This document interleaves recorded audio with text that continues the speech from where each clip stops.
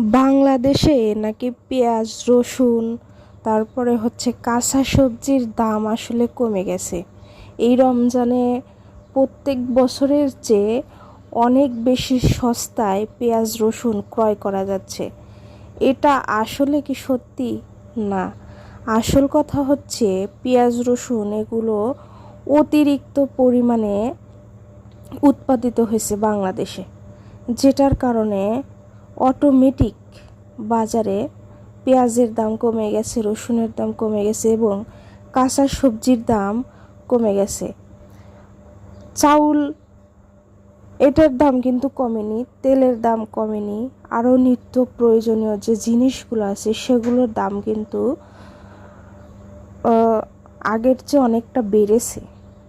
কিন্তু আমরা অনেকেই বলছি যে সরকার চেঞ্জ হওয়ার কারণে, সরকার বদলি হওয়ার কারণে জিনিসের দাম কমেছে। আসলে তা না, জিনিসের দাম কমেনি।